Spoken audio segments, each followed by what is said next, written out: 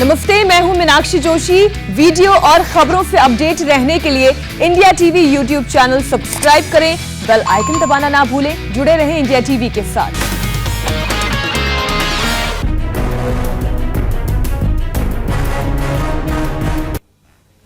नमस्कार, आप देख रहे हैं इंडिया टीवी। आपके साथ मैं हूं मीनाक्षी जोशी। गुजरात के दंगल में आज किसका मंगल होगा? 231 तालुका पंचायत, 31 जिला पंचायत और 81 नगर पालिका के चुनाव में वोटों की गिनती पिछले 2 घंटे से लगातार जारी है और शुरुआती रुझानों में बीजेपी को बढ़त मिल रही है। बड़ी खबर ये और सवाल भी ये कि 6 महानगर पालिका के चुनावों में एक तरफा जीत दर्ज करने के बाद क्या बीजेपी गांव में भी जीत का परचम लहराएगी या कांग्रेस अपना किला बचा पाएगी? क्योंकि ये कहा जाता है कि कांग्रेस जितने ग्रामीण इलाके हैं वहां पर काफी मजबूत है। गुजरात के लोकल इलेक्शन के पल पल का अपडेट आप इंडिया टीवी पर लगातार देखेंगे। आप देख सकते हैं हमारी स्क्रीन पर पूरी टैली है जहां पर गुजरात तालुका पंचायत की कुल 231 सीटों के आंकड़े आपके सामने हैं और धीरे धीरे करके जैसे जैसे रुझान आएंगे तो जहां पर इस वक्त आप बीजेपी, कांग्रेस और आम आदमी पार्टी को शून्य में देख रहे हैं वहां पर धीरे धीरे आंकड़े भी आ जाएंगे। नगर पालिका का भी आंकड़ा आपके सामने होगा जहां 81 सीट है और जिला पंचायत की 31 सीटों पर भी कौन सी पार्टी की स्थिति क्या है ये आपके सामने हम धीरे धीरे रखते जाएंगे। हमारे साथ हमारे वरिष्ठ सहयोगी अजय कुमार इस वक्त स्टूडियो में मौजूद हैं। हमारे सहयोगी निर्णय कपूर अहमदाबाद से लाइव हमारे साथ जुड़े हैं और वरिष्ठ पत्रकार जपन पाठक भी हमारे साथ जुड़ गए। आप सभी का बहुत बहुत स्वागत है। और सबसे पहले निर्णय, हमने इससे पहले देखा था कि किस तरीके से बीजेपी ने नगर पालिका में झंडे गाड़ दिए थे और कांग्रेस को नकार दिया था लोगों ने, लेकिन कांग्रेस का किला जहां पर मजबूत है क्या वहां पर यह दोहराया जाएगा?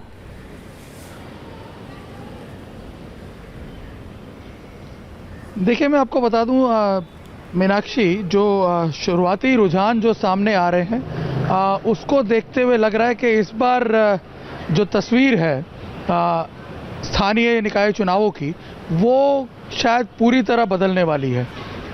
2015 में जो बीजेपी की परिस्थिति थी, एक तरह से रूरल इलाकों में बीजेपी का सफाया हो गया था।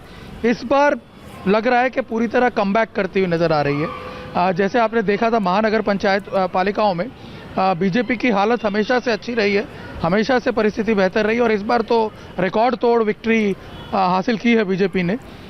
ऐसा लग रहा है अभी जो शुरुआती रुझान आ रहे हैं उसको देखते हुए कि तालुका पंचायत, जिला पंचायत और नगर पालिकाओं में भी वही कहानी रिपीट होने जा रही है। 2015 की जो परिस्थितियां थी उससे परिस्थिति काफ़ी बेहतर नज़र आ रही है। मैं आपको बता दूं कि हालांकि अभी एग्जैक्ट तालुका पंचायत, नगर पालिका और जिला पंचायतों में इसको बाइफरकेट करना मुश्किल, लेकिन जो सीटों के रुझान आ रहे हैं मैं उसके हिसाब से आपको बता दूं कि जो तालुका पंचायत की सीटें हैं उस नगर पालिका की सीटें में जो अभी तक 298 सीटों के रुझान मिले हैं उसमें 253 में बीजेपी आगे चल रही है, 39 में कांग्रेस आगे चल रही है और 6 में अन्य पार्टियां आगे चल रही हैं, जिसमें 1 या 2 सीटें आम आदमी पार्टी की भी हैं। आम आदमी पार्टी से जो उम्मीद लगाई जा रही है इन परिणामों को देखते हुए नहीं लग रहा कि वैसा कर पाएगी। और मैं आपको बता दूं कि जो नगर पालिकाओं की सीटों के परिणाम अभी तक सामने आ रहे हैं उसमें करीब 45 के रुझान है पूरे गुजरात में से अभी तक, जिसमें 41 पे बीजेपी आगे चल रही है, 2 पे कांग्रेस और 2 पे अन्य।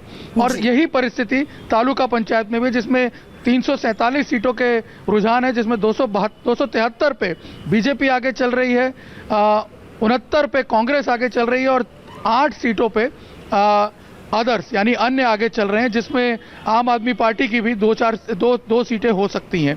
बिल्कुल, पार्टी वाइज निर्णय आप और बेहतर तरीके से समझेंगे क्योंकि आप बहुत इनसाइट पूरी डिटेल आप दे रहे हैं और बहुत सारे आंकड़े भी आप बता रहे हैं, तो थोड़ी देर में वो हम पूरी टैली में इंक्लूड करके फिर हम दर्शकों के सामने रखेंगे। लेकिन अजय जी, आप तो गुजरात की पॉलिटिक्स को भी जान रहे हैं, पार्टी वाइज पॉलिटिक्स को भी बहुत भीतर से समझ रहे हैं। इस बार आप क्या एक्सपेक्ट कर रहे हैं, क्या होने जा रहा है? देखिए, इसमें ये कहना अतिशयोक्ति नहीं होगा कि इस बार के चुनाव में स्पष्ट तौर से भारतीय जनता पार्टी के बहुमत के आंकड़े स्पष्ट सामने दिखाई देंगे और ये रुझान तकरीबन 12 बजे तक पूरे तरीके से हमारे सामने होगा और नतीजों में तब्दील होता दिखाई देगा। लेकिन महत्वपूर्ण मुद्दा ये है कि कांग्रेस क्या अब गुजरात से अपने आप को पूरी तरीके से विड्रॉ करती हुई दिखाई देगी? क्योंकि जिस तरह से अभी हमने स्थानीय निकाय चुनाव में देखा, कांग्रेस का सुपड़ा साफ होना, आम आदमी पार्टी का कांग्रेस की सीटों पर कब्जा करना, खास करके सूरत के इलाके में, यह प्रदर्शित करता है कि कांग्रेस ने अपना जोर नहीं लगाया। अगर कांग्रेस मुख्य विपक्षी दल के तौर पर जो अभी तक रही है गुजरात में, वहां से अपना ये स्टेटस खोती है, तो उसके बाद कांग्रेस को यह विचार करना पड़ेगा कि क्या अब वो सिर्फ दक्षिण के राज्यों की पार्टी बनती हुई दिखाई देगी। क्योंकि अगर आप पंजाब और उसके साथ साथ छत्तीसगढ़ को छोड़ दें तो शायद अब कोई राज्य बचा ही नहीं है पूरे के पूरे मध्य और उत्तर भारत में जहां कांग्रेस अपने अस्तित्व पर खड़ी भी होती दिखाई दे रही है। तो अब ये कांग्रेस के लिए शायद करो या मरो से भी बदतर स्थिति है और बहुत मुश्किल स्थिति बनने वाली है कांग्रेस के लिए। ये चुनाव भारतीय जनता पार्टी के लिए एक तरफा है, लेकिन कांग्रेस के लिए निर्णायक साबित होगा। जपन पाठक जी भी हमारे साथ जुड़े हुए हैं, क्या आपकी भी यही राय है? क्योंकि हमने अगर पिछले चुनावों के नतीजों की बात करें तो उसमें भी देखा कि हार्दिक पटेल जो कि खुद पटेल समुदाय से आते हैं, सूरत वो इलाका जहां पर पाटीदार समुदाय के सबसे ज्यादा लोग हैं, उसके बावजूद वहां पर कांग्रेस अपना अगर प्लॉट खो देती है तो यह आत्ममंथन का समय है कांग्रेस के लिए। देखिए, हार्दिक पटेल की तो ये कंप्लेन थी कि उन्होंने जो रेकमेंड किए नाम, उनको टिकट नहीं दिया गया और इसीलिए हार्दिक के जो साथी थे, पास का जो ग्रुप था पाटीदार अनामत आंदोलन समिति का, उन्होंने आपका दामन थामा और इस वजह से आपको 27 सीटें सूरत में एक परिस्थिति विशेष, एक वर्ग विशेष और एक विस्तार विशेष में मिली।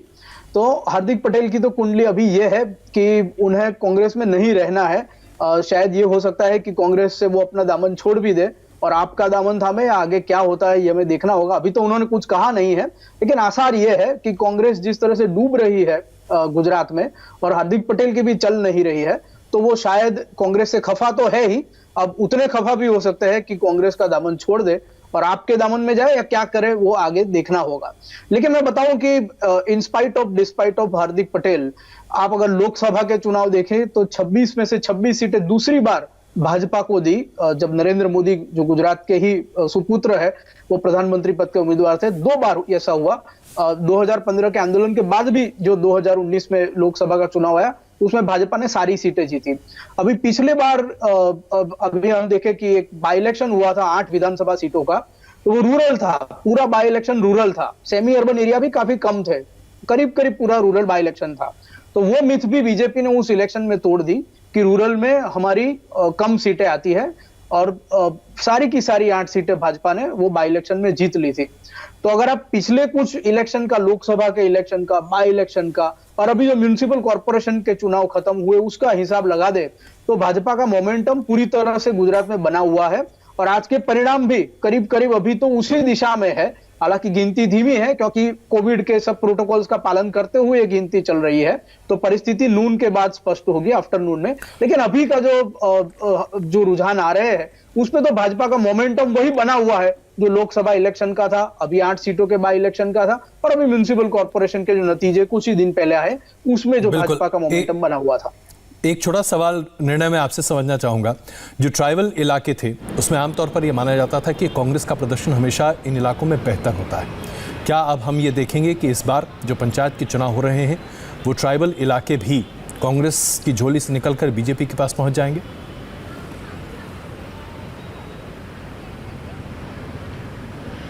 देखिए, मैं आपको बता दूं कि ट्राइबल इलाके जो हैं वो एक तरह से हम ये कह सकते हैं कि ऑलरेडी बीजेपी के साथ जा चुके हैं, क्योंकि पिछले कुछ सालों में हम देखते आ रहे हैं कि जो एक कंसंट्रेशन था ट्राइबल वोटों का कांग्रेस की तरफ, वो काफ़ी हद तक बीजेपी की तरफ मुड़ता हुआ नज़र आया था।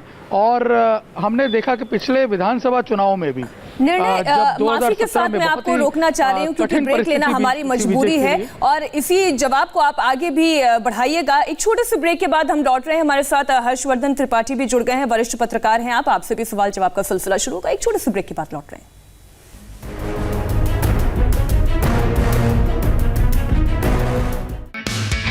इंडिया टीवी यूट्यूब चैनल को सब्सक्राइब करें और बेल आइकन दबाएं।